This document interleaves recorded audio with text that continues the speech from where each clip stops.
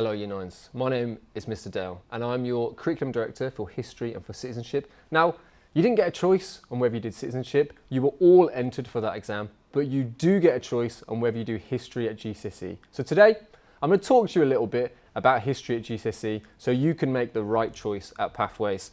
Now, I want to start by suggesting some reasons why history may be the right choice for you. And I'm going to start by talking about why I was attracted to history at GCSE, why I did it at further education at university also.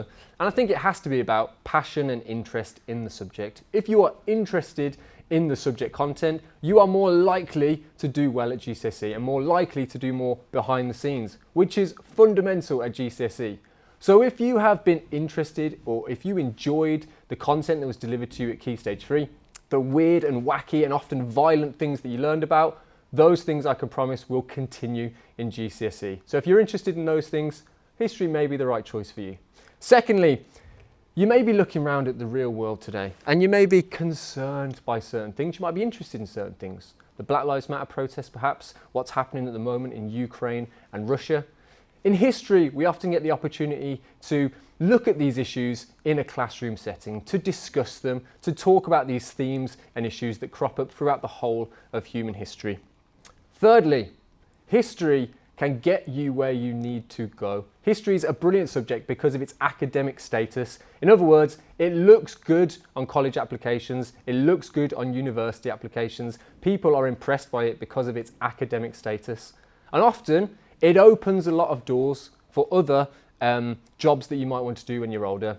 It's not unusual, for example, for people that become lawyers or accountants to start off doing a history degree, to start off doing history at A level, because it gives them the transferable skills that they can use in other professions in later life. It's not a surprise, therefore, that out of the 55 prime ministers that have gone to university, 11 of those have history degrees. But a little bit of a caveat, a little bit of a warning here, guys. I've talked to you a little bit about why I think you may want to do history. Here's a reason why maybe you shouldn't do history, okay? A caveat, a warning for you. There is a lot of reading to do. There is a lot of writing to do, okay? We use these textbooks in lessons. In every single lesson we will use 3 to 4 pages of this. Don't be surprised if we're doing that. Similarly, I'm going to expect you to be doing lots of extended writing in GCSE history. You will be doing essays every single week.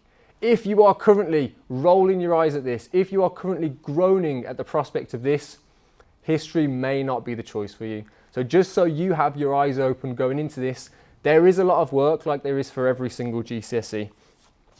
Now, if you do choose to go with history, this is the sort of thing that you can expect. There are 3 papers that you'll have to sit at the end of year 11, no coursework, but all 3 of the exams last about an hour and a half, sometimes a bit shorter, sometimes a bit more. And that covers 4 modules that you'll have to do. The Anglo-Saxons and Normans, which is your British depth study. The Cold War, which looks at the conflict between communism and capitalism in the 20th century. Weimar and Nazi Germany, which looks at Nazi Germany in the interwar years between the First World War and the Second World War. And finally, Medicine Through Time, which tracks the development of medical progress from the Middle Ages to the current day and looks at all the weird and wacky things that they used for medical practice in the past.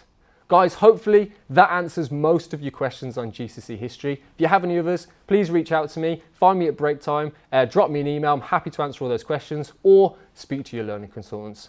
Thank you, Year 9s. Goodbye.